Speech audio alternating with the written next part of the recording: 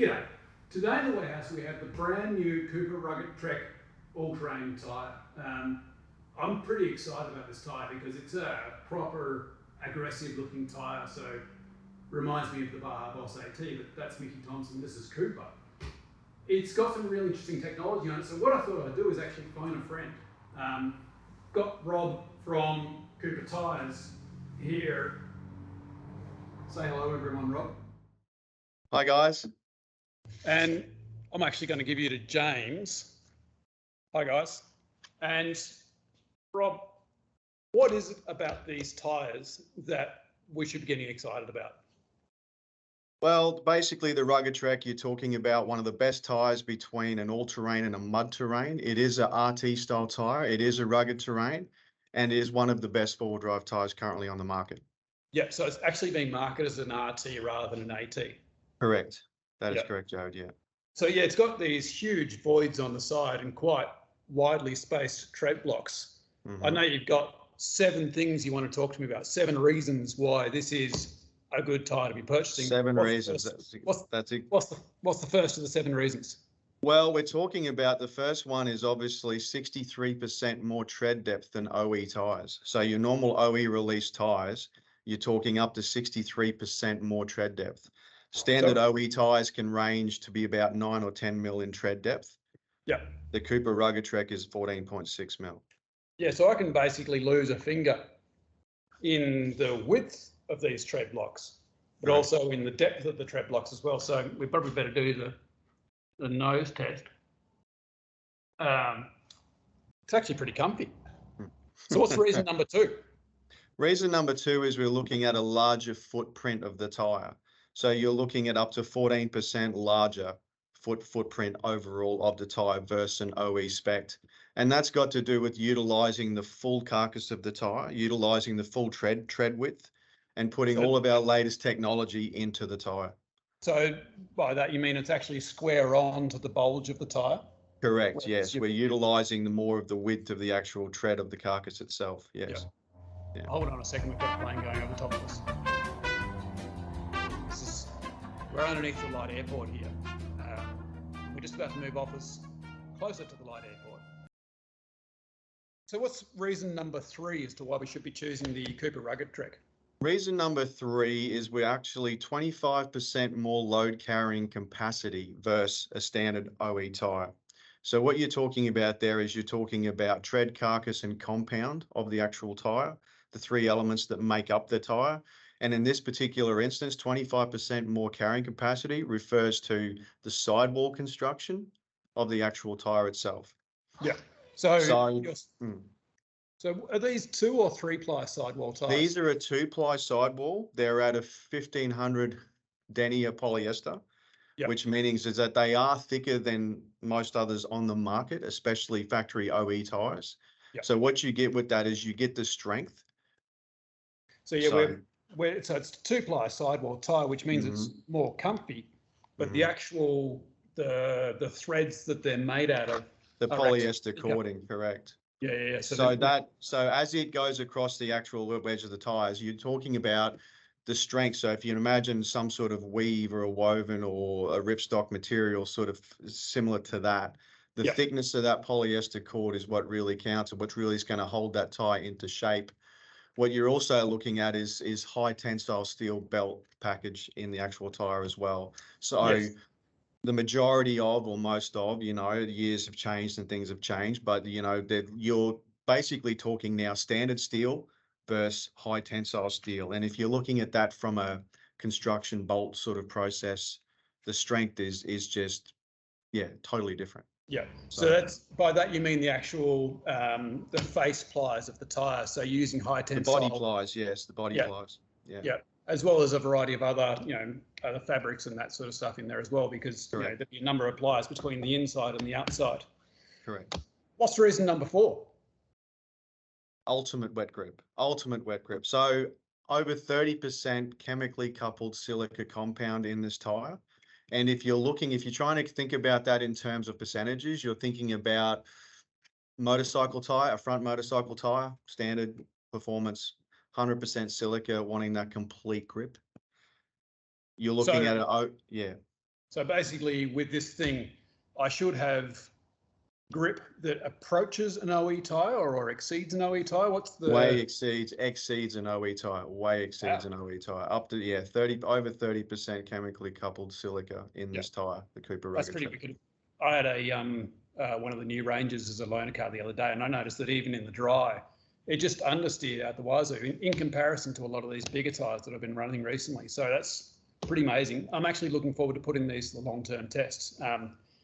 Cooper has been kind enough to actually give us 4 tyres as a long-term test, and we'll be running those for between 5 and 10,000 Ks. So I'm excited about that. But what's reason number 5, Rob? Quite a ride, quite a ride. So when a lot of the 4 drivers nowadays, we're looking at big trucks, big suspension kits, you know, you look at some tyres and you think, oh my God, they must be very noisy.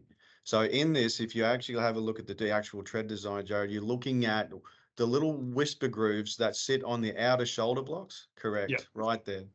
So you've got whisper grooves there, and what that does is that as the tire's rotating and slapping surface onto the road, what happens is that it creates a sound barrier internally in the tire. So the noise is no longer pushing outwards of the tire, creating an echoing effect. It's actually hitting the road and the sound is escaping.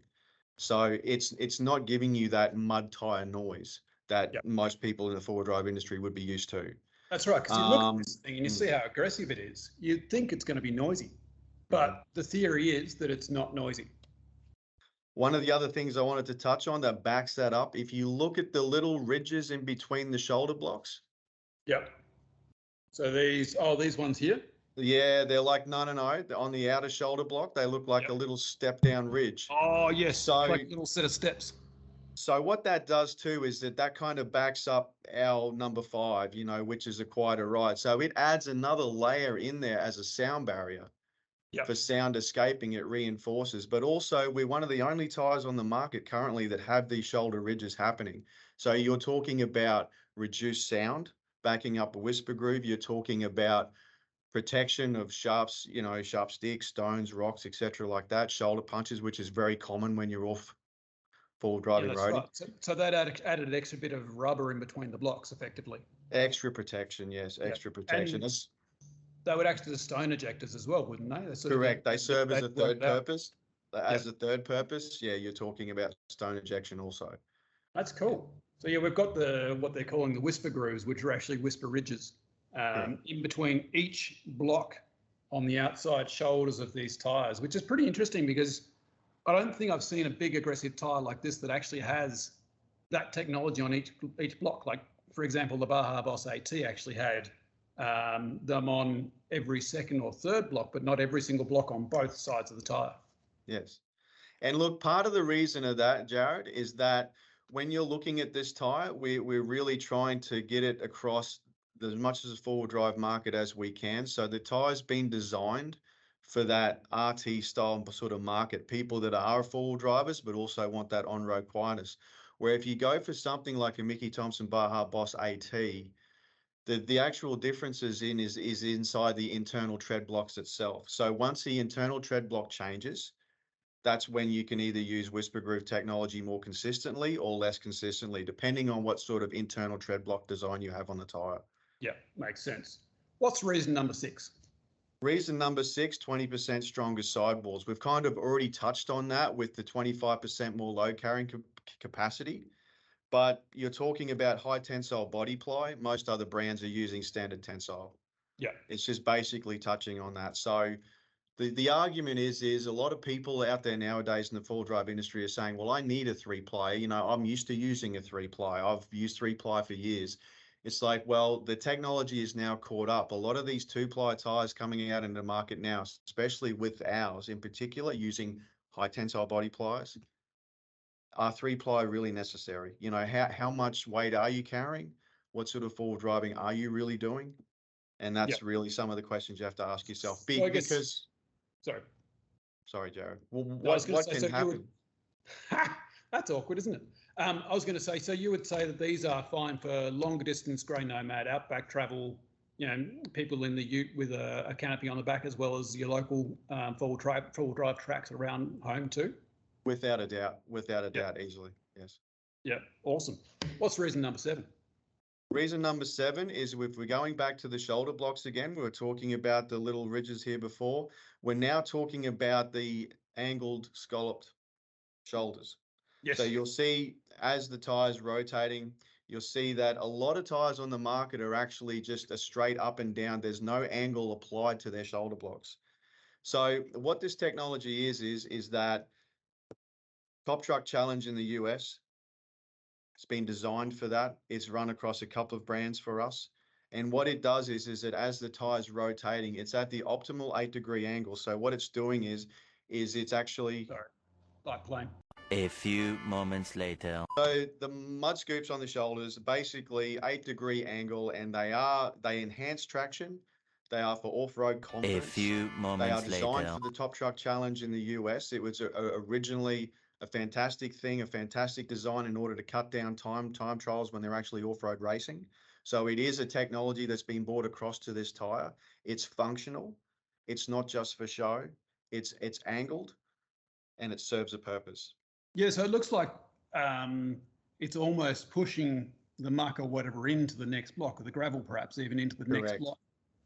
So as the tire digs, it is pushing any sort of loose sand, debris, mud, whatever, into that next tread block. And as you can see from the ridges in between the block, it's just creating consistent air pockets throughout the tire.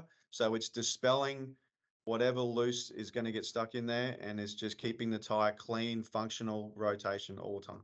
Yeah, cool. That was reason number 7, wasn't it? I've lost track. That was reason number 7. Reason number 7. 7 reasons. You've also got pretty heavy siping through here as well. That looks like it's got some science behind it. What's the background of the siping? Well, we're talking about zigzag siping, or what we like to call waffle siping. So, and the first thing you'll notice is in the internal blocks is that they're omnidirectional. Yes. And they're actually internal. So you'll notice in a lot of four-wheel drive tires on the market nowadays, the siping will go to the edge of the block. We've retained that by keeping the siping internal. So if you've got siping that's going to the edge of the block, it can really increase the cut and chip damage to a tire over the overall time. And by keeping the siping internal, that keeps the actual structural integrity of the block more intact. So what you're talking about now is how do we make the siping optimal while keeping it internal? So we create a zigzag pattern. So if you imagine a folded piece of paper in a zigzag pattern, it's actually going to fold out to be longer. Yep. So if you really think about that, key benefit of that is as this tire's rotating and opening up and expanding and coming back together, it's really dispelling the water out of the tire. It's keeping the grip on the road consistent all the time. That's cool. That makes a lot of sense with the paper analogy. So you're theoretically getting a whole bunch more sipe bang for your buck with a zigzag sipe rather than a straight one. That's cool. Tell me about the sidewalls. So we actually have 2 different sidewalls on this tire, don't we? We have dual sidewalls, and the reason for is that we're noticing a lot of people on the market are wanting a bit more of a stance with their tires now. We're just trying to provide a bit more of an option. We have made these sidewalls actually quite large, quite thick, and not just an aesthetic show appearance. They are functional. So on one side, you're talking about what we call a knife's edge. That's that one. That's knife's edge. Correct. On the other side, you flip the tire. Yep. Yeah. And then you're talking about a mountain pass, and you can see the little mountain in there, which is obviously creates a bit more of an air pocket there. Yeah, cool. Yeah. So what that also does is that we retain the thickness of these sidewall designs and not made them just a standard thickness. The reason for that is when you air the tire down, you're obviously gaining more traction on the road, a larger footprint, and actual tread functionality that you can use off-road. Yeah, that's right. So you've actually got some depth there, and that's going to help you.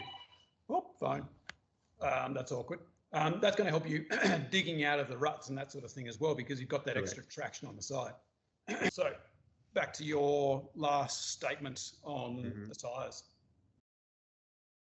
The Cooper Rugged Trek for us is the best four-wheel drive tyre Cooper's ever made. It's got our latest technology in it. It's got all of our technology in it. You're talking about tread, carcass, and compound. When we talk tyres, as we break it down into 3 sections, this is purposely built for that person who is an all-terrain person, who is a mud terrain person, but wants the best of both worlds. As always, we got the Cooper Tyres mileage warranty. So you're talking about up to 80,000 kilometre mileage warranty on this tyre.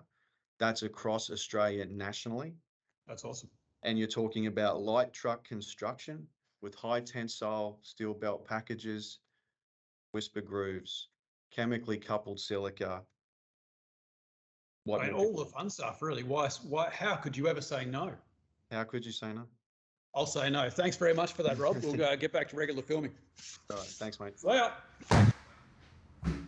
So, back to you guys, back to just me. I mean, bringing a third party into it's fun, but you know, sometimes it's a bit awkward when there's three of you going on. That sounded pretty cool to me. One thing I just remembered to check on is that it doesn't have a rim protector on this tyre. So there's no rim protector on the Cooper Rugged Trek, which is interesting. But you can actually feel the heft of these sidewalls. So I'm really keen to see how these go on the long-term review on the Ford Ranger that I've got. I mean, it's interesting that Cooper are a high-end tyre, and based on what Rob's saying, they put a bunch of technology into this. And you can actually see that when you're looking at the tread pattern. There's all this extra little things going on within the tread blocks that you don't necessarily see on a lot of other, probably lower price point tyres. So let's see how this translates over the next 5 to 10,000 Ks, because I'm just about to put these on my car, and I actually can't wait, because I like a good rough tyre like this one. So that's the Cooper Rugged Trek. Tune in the next 5 to 10,000 Ks for the end of long-term review. The sun's coming out, the light's changing. I'll stop waffling. Thanks for tuning in.